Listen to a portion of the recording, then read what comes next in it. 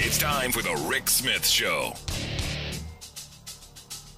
Now, here is the voice of the working class, Rick Smith. Lots to talk about the war on Christmas. That's all we heard today on Fox News. The war on Christmas. They burnt down the tree. All day about the tree. The tree. You had Tucker Carlson go into this whole spiel about the tree, and it's iconic, and and it kind of made me go, for the folks who want those 10 rules plastered everywhere, he was borderline breaking number 2, and I know they don't care about number 2 unless it's the gun fetish thing, but that whole idolatry, that false icon, that false god, maybe they should read their rules. And I know we won't let them plaster them all over the place, but maybe they should read them. Just kind of a thought. Now, the Fox crew, all on board. We're not going to let one guy with a lighter ruin our Christmas. According to Steve Doocy, the other guy, Gutfeld, he said, even though the arsonist is already out in the streets, probably working at CNN. We want the bad guys to know you can keep burning down our trees because we're going to keep putting up another one. And please do it again. Is that an invitation? And it made me think, hold on, wait a second. If I were Fox News, if I were looking at this situation, if someone had burnt down, say, CNN's tree, this would be one of those things where I would start asking which one of these people paid to have the tree burnt down. This is a false flag. They did this simply so they could claim that someone hates them. And my favorite, oh my gosh, my favorite, compare it to Pearl Harbor. The burning down of a tree by I think a homeless guy, an artificial tree, that comparable to Pearl Harbor. Yes, the Reverend Jacques de Graff. He compared that with Pearl Harbor during the lighting ceremony today. I'm like, oh my goodness. They got a guy of the cloth to come and compare that. And I was literally stunned. But yeah, they were comparing the burning of a bush to the Pearl Harbor attack. The other guy, the one that killed Meade, he said that, well, it's a hate crime. How come it's not a hate crime against Fox News? I don't know why the guy burnt down the tree. It's stupid. I don't know why you would do such a thing, but certainly not the war on Christmas. And I know they need that to keep they need the outrage candy. They need to keep the minions angry and riled, and they need to get them all ginned up for the war on Christmas that nobody is engaging in except them. And I would argue, and this is one of those things that I tweeted out today. My question is, okay, you put the tree back, and the woman, I forget what her name is. I loved this. She said they were going to build back better, which sent me kind of into this bizarre kind of rage. Going, what exactly are you talking about? Can you tell me where you bought the tree? And was this an American-made tree? Did American workers make the tree? Is it made from American parts? Because here's what I know. I know that in 2018, which is the last year I was able to find statistics, there were about 32.8 million Christmas trees sold in the U.S. 23.6 of them were artificial, and about 90% of those were made in China. That was a couple years ago, so we've probably lost a bit more. Now, there may be some companies here in the U.S. who sell the artificial trees, but they don't make them here anymore. We don't make anything. So the war on Christmas, really honestly and truthfully, when you get down to it, because it is a consumer holiday, the whole meaning of Christmas, Fox News just blew out of the water. But Christmas is brought to us by China. The tree, over 90% of those are made in China. The toys, over 80% of toys are made in China. And you go, wait a second. Where's Fox News on that front? And I'm still waiting. I'm waiting for Fox News to tell me where they bought the tree. Now, I can say explicitly that my Christmas tree, my artificial flame retardant Christmas tree, kind of thought ahead a little bit because you're going to put hot lights on something. You might want to make sure that it doesn't burn. I don't know. A little different. I can say Mine was made in the U.S. We bought ours some 20 years ago. One of the last ones made by this company in Newburgh, New York. We ended up having to go get it. It was a big, beautiful. It was expensive, but it has been an amazing tree all these years. Made in the U.S., made in Newburgh, New York, and I made sure of that. I wonder if Fox News did their due diligence. I wonder if Fox News even cared about that, or if they had a staffer go say, "Oh, go get something." So if you really want to talk about a war on Christmas, the war on Christmas is the attack on American workers, the attack on the things that we give each other. That when I was a kid, 90% of the toys were made here in the U.S. You could name where the factories were and the communities that built those things, that provided those things, that provided for their families and yours. And yet we don't hear any of that from Fox News. Nothing. Because it's just the outrage candy. That's all it's about. It's about the outrage. And look, like I said, nobody does outrage candy like conservatives. And speaking of outrage candy, this is one of those caught my attention as well. Joe Biden was speaking at the Democracy Summit. And in his address, I'm just going to play the clip because it's one of those things where you go, maybe you can catch it. Here's Joe Biden. Well, Governor Wolf, let me tell you, between now and November 6th. Here all women and men are created equal, endowed by their Creator with certain inalienable rights, among them life, liberty, and the pursuit of happiness. Democracy doesn't happen by accident. We have to renew it with each generation. All righty, notice how he added women and men are created equal, not just men. It matters, right? That's not what the founders wrote.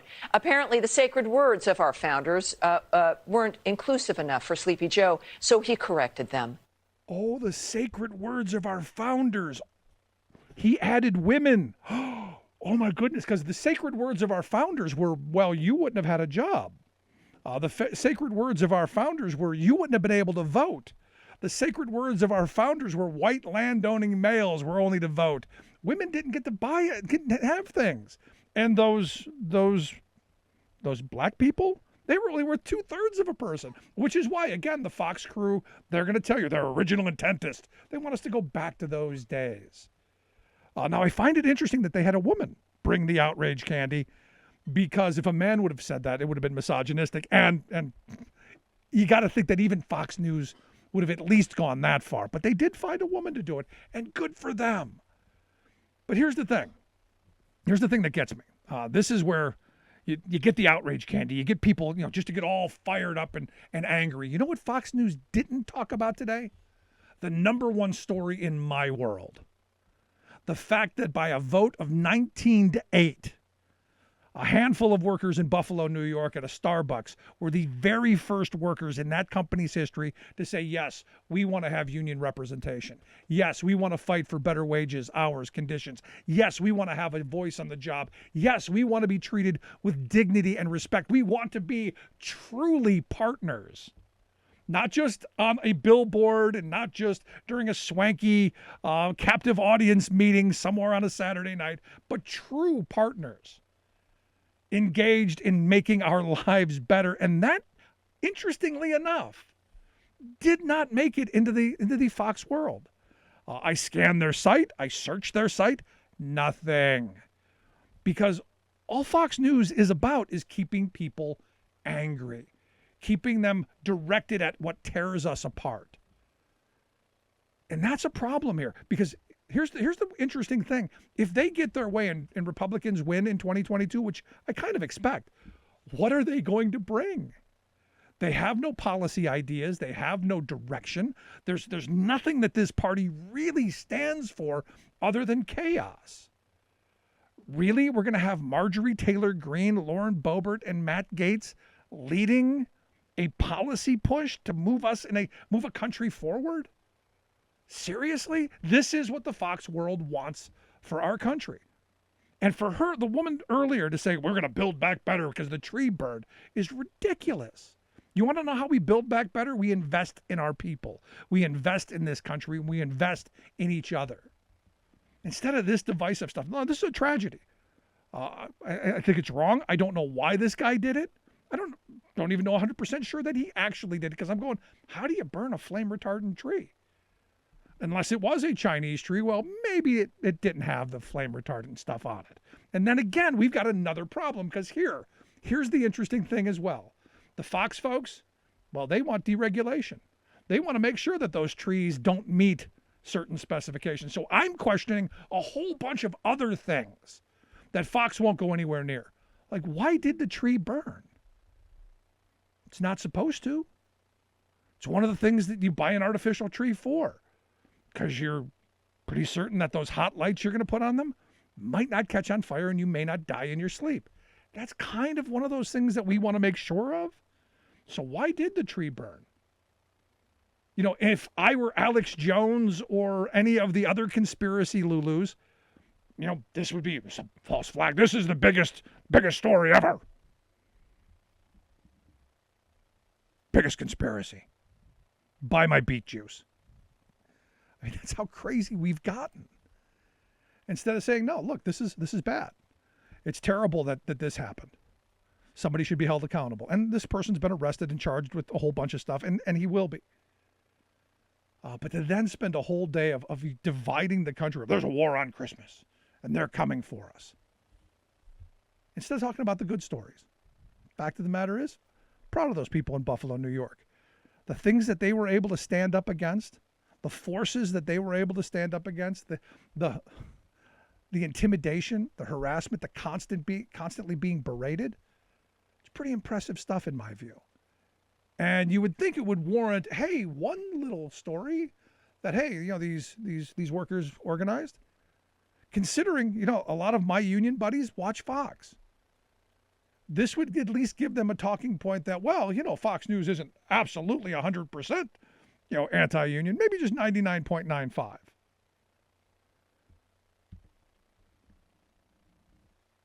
I'm not surprised, to be honest, that this is what we've seen, because this is what Fox News does. This is what the right-wing spin machine does. I can't believe any of this is actually news, but it plays off as news because it was on Fox News. We should demand better. We should demand better from those people. If you're a Fox viewer, you should be demanding something other than just outrage candy.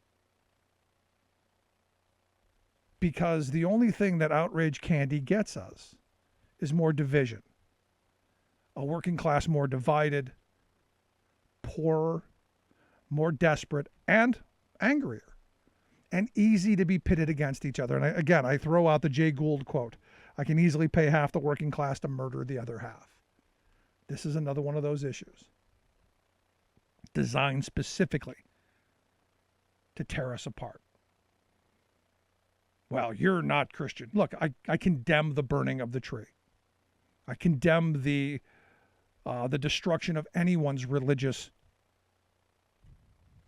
toys, their religious beads, their religious trees.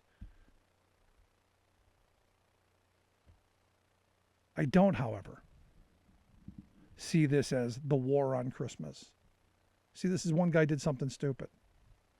And to say, no, this is CNN, no, it was Joe Biden, to point all these fingers and to continue to rip at the shreds of what's left of our democracy is troubling.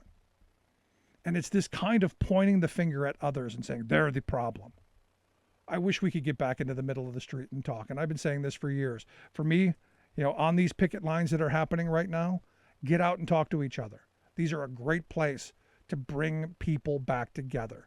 Adopt a striker. This is a great, you want to help fight the quote unquote war on Christmas? Help fight back against those companies who have put in position these situations where workers are not on the picket line. Help them make it through, make it one day longer. Because you know what it's going to do? It's going to help all of us. This is how the middle class was built. This was how the most prosperous working class in the history of civilization was built. By people standing up, speaking out and saying, no, we demand better. The other thing that happened today that should outrage each and every one of us, Kellogg's announced that they're going to permanently replace their striking workers, even though our law gives you the right to strike. And I was so proud of people today. the millennial generation, the Zoomers. So proud of them today because as Kellogg's was begging for applications for scabs to cross the picket line, they went and jammed their system up and crashed the whole thing. So good for them. That's what community support is all about. I would love to hear your thoughts.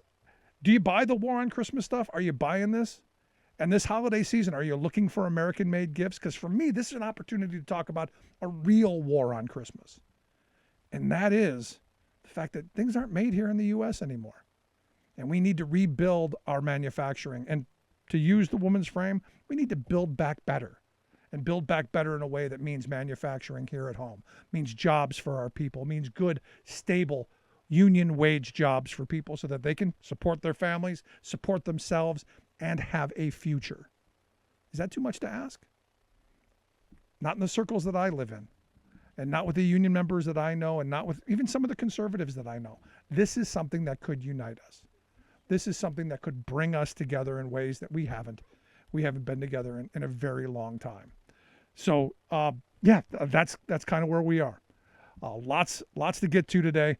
When we come back from break, I'm going to have Secretary of Labor Marty Walsh here. I'm going to share some thoughts on what's going on with the administration pushing for, first administration in my lifetime saying that, yes, the federal government should be promoting people to join and form unions, which is the intent of the law. Actually getting out on the picket line and walking the line. I was there, saw that. Also, lots to get to about education. Is book burning coming back? I sure hope not. And also, our good friend Sarah Burris is going to be here from Raw Story to share some thoughts on the top stories of the day. And there is a lot. We'll also take your calls a little later in the program and find out what's going on around the country.